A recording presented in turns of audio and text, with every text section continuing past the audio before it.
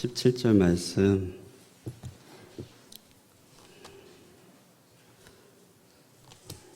같이 읽도록 하겠습니다. 구약성경 962페이지 즈음에 있고요. 늘 하던 대로 제가 한 절, 여러분들이 한 절 교독하고 마지막에 같이 읽도록 하겠습니다.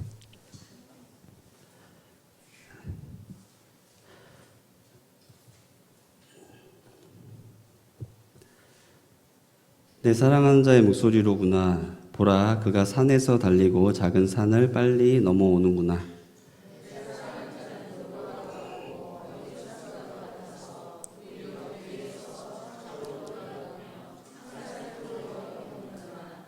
나의 사랑하는 자가 내게 말하여 이르기를, 나의 사랑, 나의 어여쁜 자야, 일어나서 함께 가자.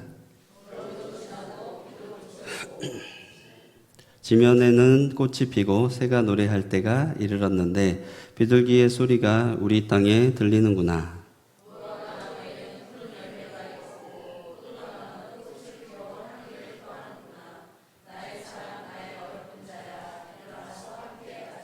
바위 틈 낭떠러지 은밀한 곳에 있는 나의 비둘기야, 내가 내 얼굴을 보게 하라. 내 소리를 듣게 하라. 내 소리는 부드럽고 내 얼굴은 아름답구나.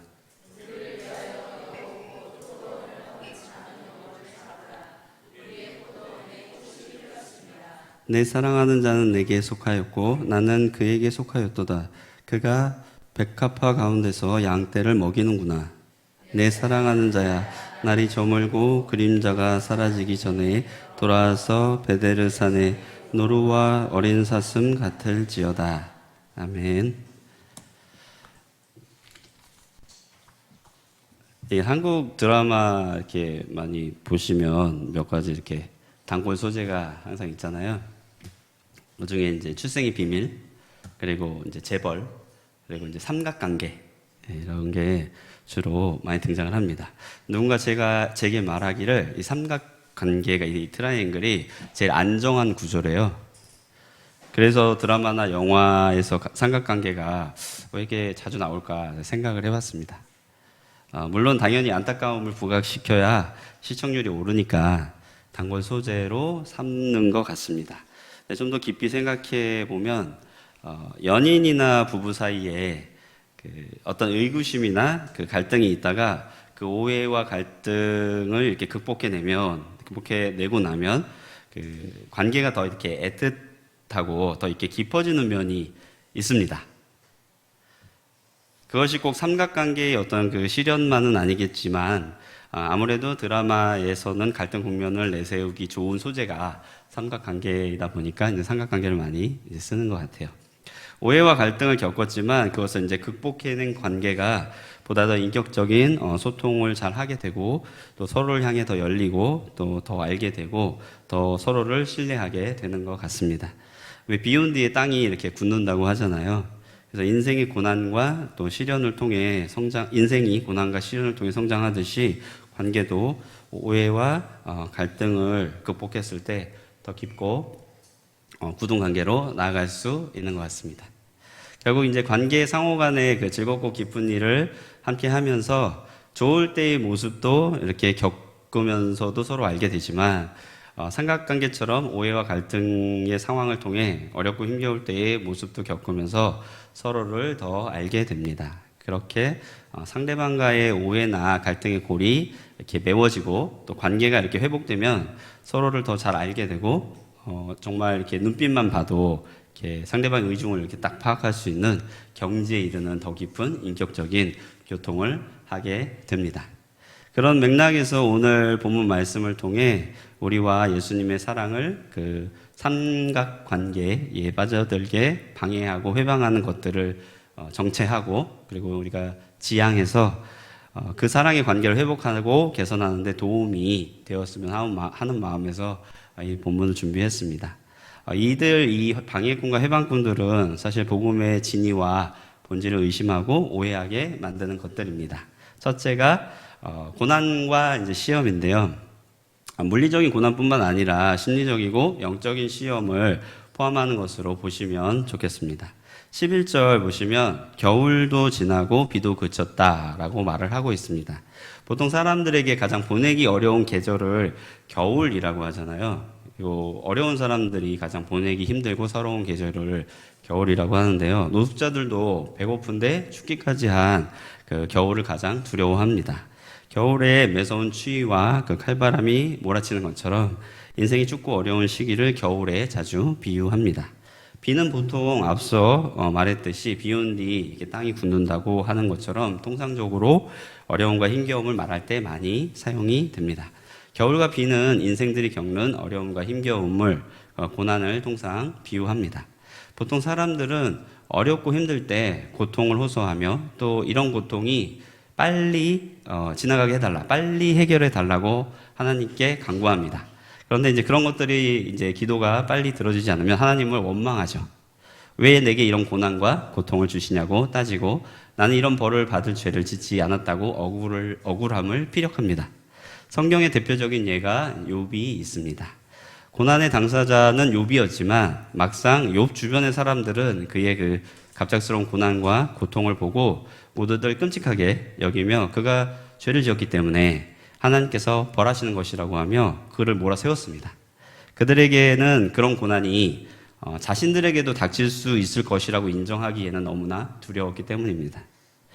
그가 재산도 자녀도 건강도 모두 잃자 그의 아내까지도 차라리 하나님을 저주하고 죽어버리라며 그에게 저주를 퍼붓고 떠나가 버렸습니다. 이처럼 사람들은 대부분 까닭이 있든 없든 고난을 당하고 느끼게 되면 내가 죄를 지어 하나님을 노엽게 했나? 혹은 하나님이 지금 나를 심판하고 벌을 내리시는가? 혹은 하나님이 나를 돌보시지 않고 있는가? 이런 의구심을 갖고 더 나아가 하나님을 원망하고 대적하기도 합니다. 이렇듯 고난과 시험은 사람들로 하여금 예수님이 자신들을 마음에 들어하지 않고 또 노여워하고 계시고 무엇인가 벌을 내리시고 계시고 있다며 예수님의 사랑을 의심하게 만듭니다. 예수님이 자신들을 멀리 하시는 것은 아닌가? 또 예수님이 부재하는 것처럼 지금 내 곁에 있지 않은 것처럼 이렇게 반응하게 만들죠. 우리의 그런 반응은 예수님과 우리 사이의 친밀함을 방해합니다. 그러나 8절 멀리 있는 것처럼 보이는 신랑이 산들을 훌쩍 넘고 작은 산들을 빨리 뛰어넘어서 빠르게 다가옵니다. 그 산들도 사랑의 방해자를 의미한다고 보시면 좋겠습니다. 우리가 겪는 이 크고 작은 물리적 심리적 고난이나 욥의 경우처럼 마귀가 하나님의 도구가 되어 준 여러 가지 시험이 이에 해당된다고 보시면 좋겠습니다. 그러한 고난들과 시험들에 아랑곳하지 않고 그런 것들은 이제 하나님, 예수님과 우리 사랑 사이에 아무런 방해가 되지 않습니다. 그리고 신랑 되신 그 예수님이 이렇게 공중공중 이렇게 뭔가 이렇게 영양들이 이렇게 탁탁 뛰듯이 어느샌가 내 옆에 이렇게 탁 와 계시는 것을 이 신부가 지금 말하고 있습니다. 그래서 9절 멀리 있다고 여겼던 그 신랑이 어느 틈엔가 신부 곁에 와서 문틈으로 엿보고 있습니다. 엿본다는 말은 자세하게 살펴본다는 뜻으로 시편 102편 19절에서도 하나님이 굽어 보신다라는 뜻으로 쓰여진 단어입니다. 고난과 시험 속에서 혼자라고 생각하고 아무도 자신을 돌아보지 않고 심지어 하나님도 예수님도 자신을 멀리한다고 여겨지는 그 순간에도 하나님은 우리를 굽어보고 계십니다. 그러나 고난과 시험으로 신랑을 오해하고 갈등의 골이 이렇게 깊어져서 14절 신랑의 임재를 느끼지 못하는 신부처럼 예수님의 임재를 의심하기 시작하면 우리는 혼자인 것처럼 느끼게 되고 두려움에 떨게 됩니다. 그래서 바위 틈에 낭떠러지에 숨어있는 비둘기 같이 떨게 되는 것입니다. 그러나 그런 불신으로 두려워하여 하나님의 임재를 스스로 의심하는 우리에게 신랑 되신 예수님은 손을 건네시며 나의 사랑하는 자, 나의 어여쁜 자야, 일어나서 함께 가자. 네가 왜 바위 틈에 떨고 있느냐? 나와 일어나서 함께 가자. 이렇게 오늘도 우리에게 말씀하고 계십니다. 늘 곁에 계셨음에도 우리의 이기적인 의심과 불신을 책망치 않으시고 사랑하는 자, 어여쁜 자라고 칭하시며 다시 일어나 함께 가기를 청하시는 신실하신 신랑이십니다. 둘째, 회방꾼, 열매를 맺지 못하도록 하는 작은 여우입니다. 겨울이 지나고 비도 그쳤으니까 이제 봄이 왔죠. 사랑의 계절, 만물이 움트는 계절, 생명이 소생하는 계절, 봄이 왔습니다. 자, 의심이 거치니까 신랑이 곁에 있음을 깨닫고 이제 함께 지낼 수 있게 되었습니다. 신랑과 신부가 같이 있으면 이제 포도원으로 비유된 관계가 무르익게 되죠. 그리고 이렇게 관계가 무르익을수록 이 사랑의 꽃이 핍니다. 그리고 꽃이 피면 열매가 맺히죠. 그런데 여우는 그 열매가 맺히지 못하도록 하는 회방꾼입니다. 15절, 포도원을 허는 작은 여우는 거짓 가르침과 배움의 그 수요와 공급이라고 생각하시면 좋겠습니다. 우리도 뭔가 우리가 욕망하는 것들이 있잖아요. 그리고 그것들에 결탁해서 우리 또 교회도 이제 그것들을 이렇게 주는 교회들이 많잖아요. 그런 것들을 생각하시면 될 것 같아요. 더 구체적으로 우리가 흔히 말하는 그 세속적, 기복적 그런 어떤 접근, 그리고 종교적, 율법적 그런 접근을 생각하시면 쉬울 것 같습니다. 이전에도 수요 예배 때 아가서 1장의 한 단락을 다루면서 내 어머니의 아들들이 이 교회 안에 만연한 기복주의와 율법주의의 폐해라고 말씀드린 적이 있습니다. 그래서 오늘은 이들이 사람들의 그 인본적인 그 인식에 그 사람의 그 기본적인 그 죄성, 그런 것들을 편승한 하나님에 대한 그 오해라는 관점에서 말씀을 드리고 싶습니다. 우리가 예수님을 나의 구주와 주로 받아들이고 신앙생활을 시작했습니다.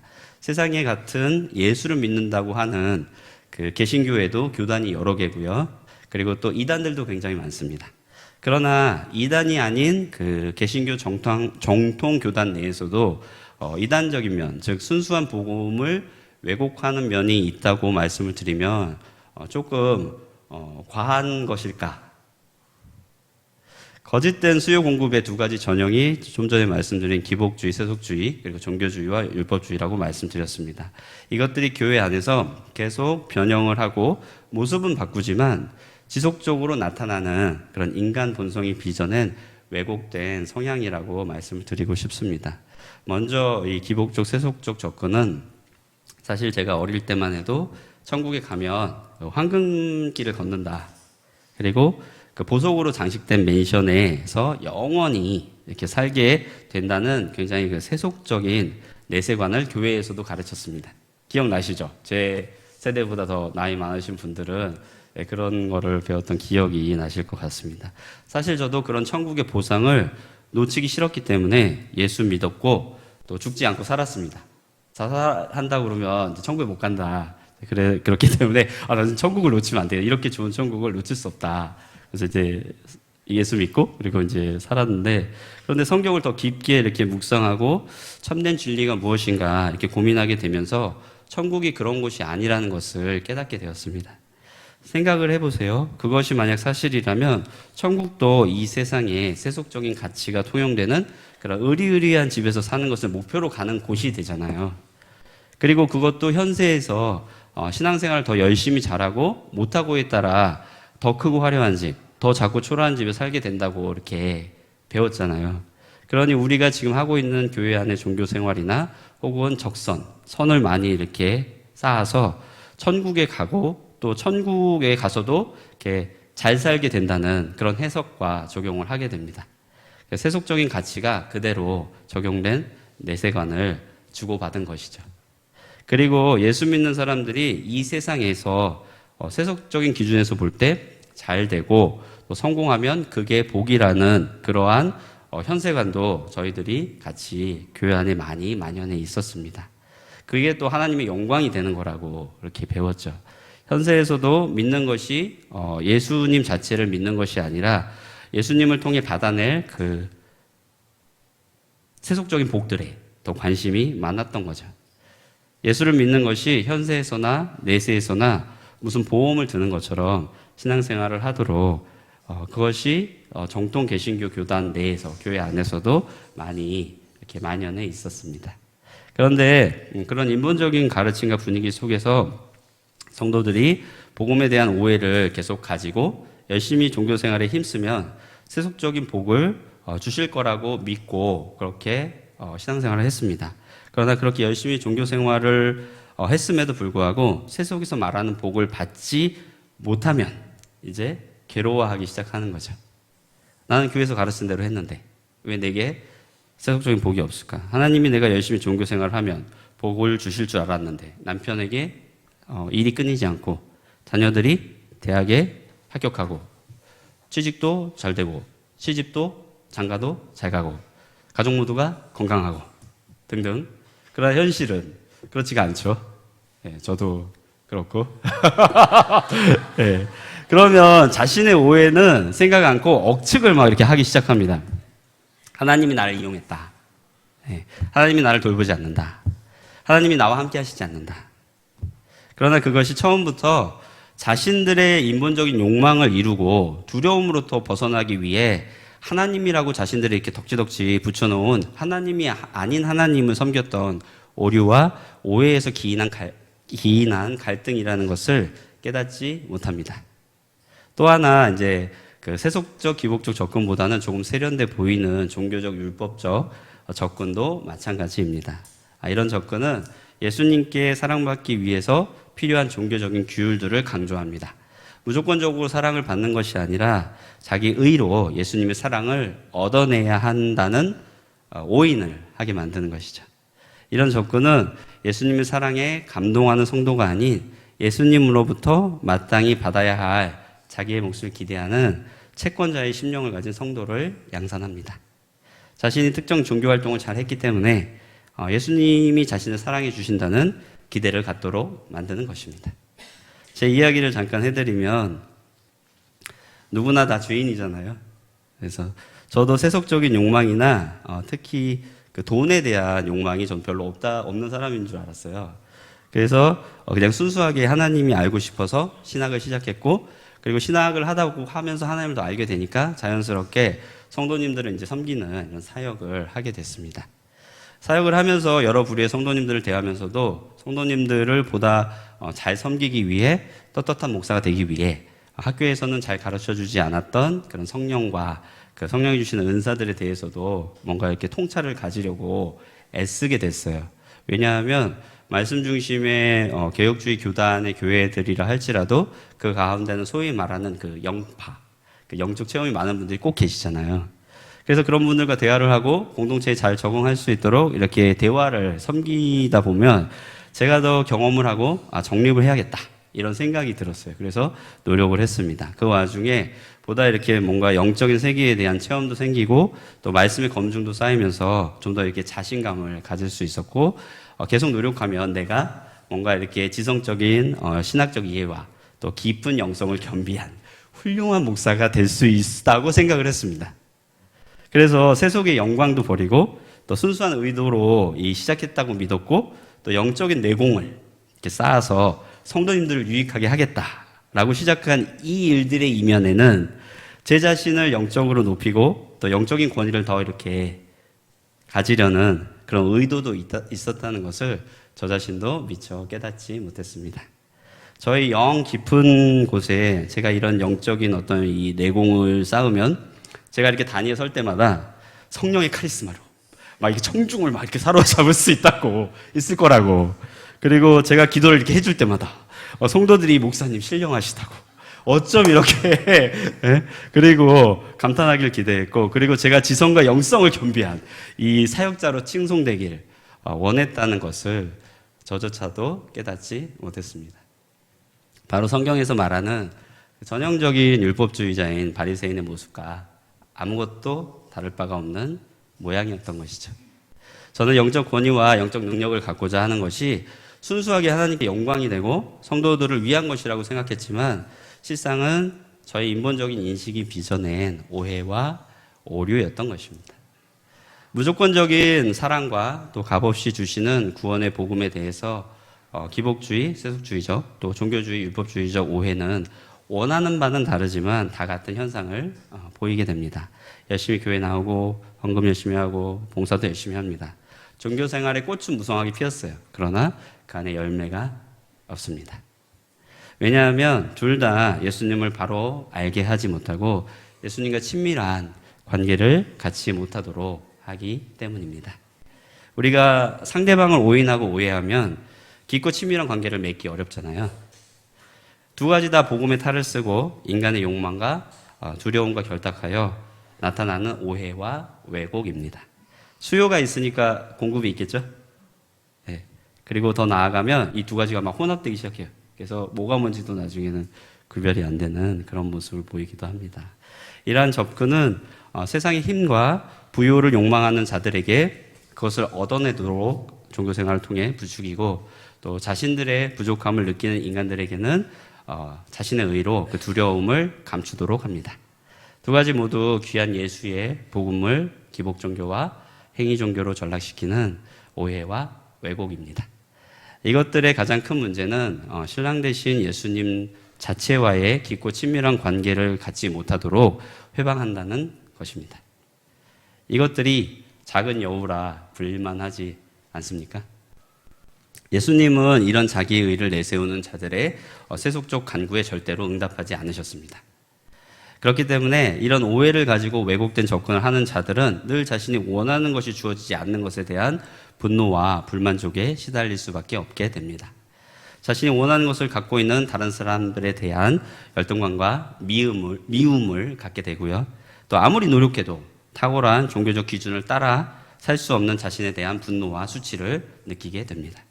이런 세속적이고 종교적인 오해와 왜곡으로 인한 영향력은 신앙생활을 하면 할수록 인간을 죄에서 자유케 하지 못하고 오히려 죄에 더 노예가 되도록 만듭니다.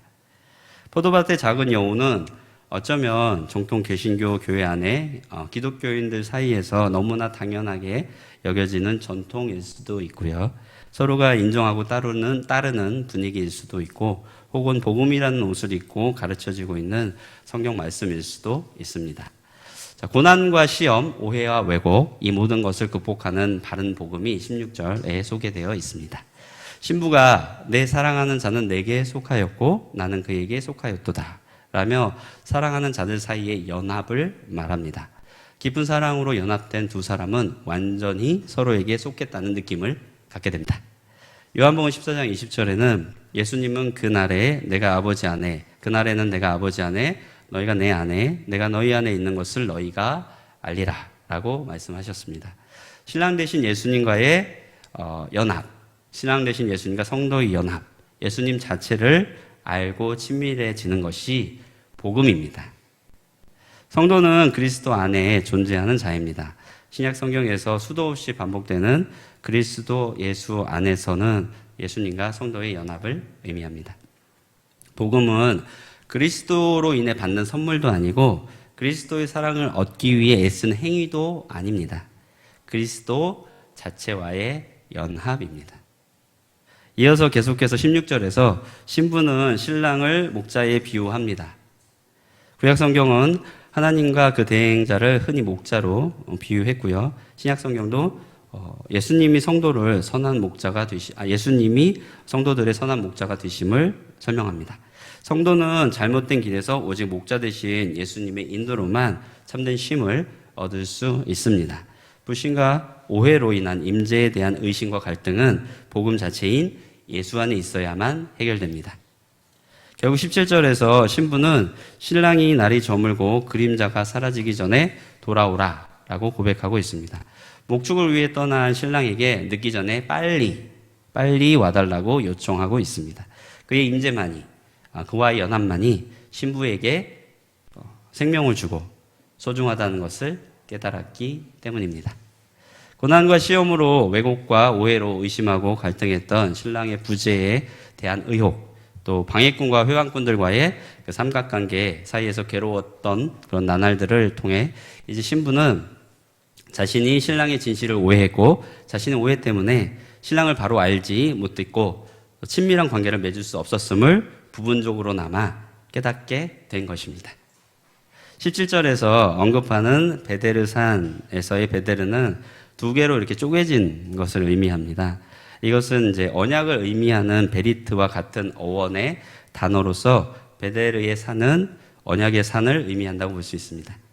노루와 사슴은 구절에서 나오듯이 산을 뛰어넘어 이렇게 빨리 오는 힘세고 활기찬 신랑의 모습을 비유한 것입니다.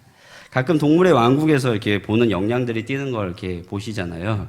그러면은 마치 이렇게 스프링이 튀기듯이 팡팡 이렇게 튀어오잖아요, 어느새.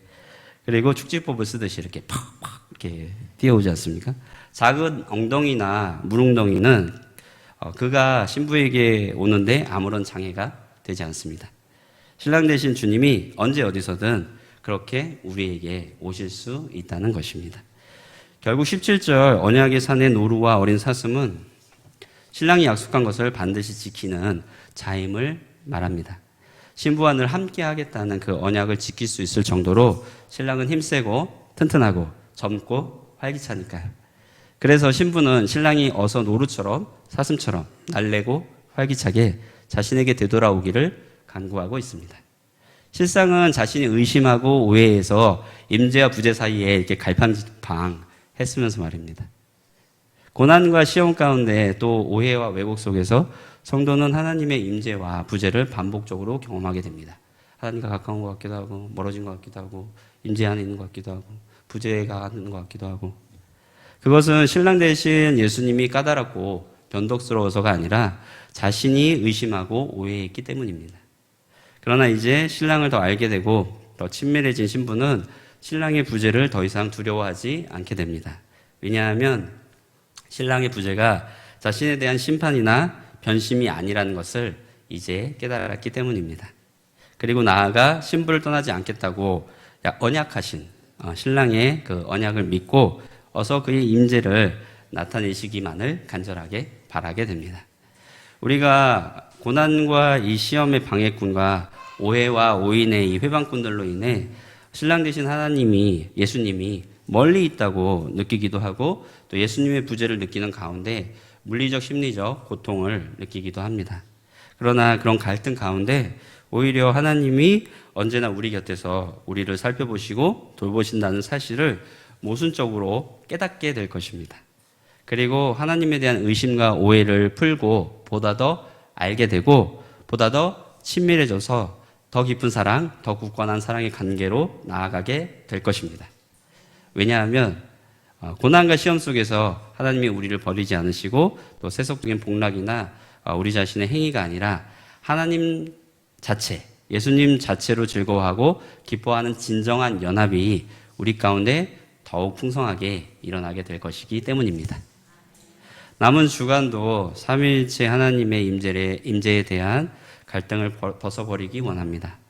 그리고 우리 자신의 의심과 오해로 하나님의 부재를 경험하지 않기 원합니다. 또 하나님이 선물로 주는 세속적인 복락에 집착하거나 사랑받기 위해 애쓰는 행위에 올인하는 표면적인 관계에서 벗어나 하나님과 더 깊이 더 참된 사랑을 할 수 있는 시간이 되기 바랍니다. 사랑의 방해꾼들 또 사랑의 회방꾼들에게 속아 하나님을 의심하고 또 오해했던 죄악을 회개하기 원합니다. 우리 자신의 불신과 오해를 하나님의 심판과 변심으로 오판하지 않기 원합니다. 이제 더 이상 우리가 초래한 하나님의 부재와 임재 사이에 갈등해서 괴로워할 것이 아니라 임재의 약속을 이루시기에 노루와 사슴처럼 튼튼하고 날렵한 신랑 되는 주님을 굳게 신뢰하고 그분의 임재 가운데 거하는 참된 신부가 되시기를 그리스도 이름으로 소원합니다. 아멘. 저희 찬양하고 기도하겠습니다. 처음 찬양.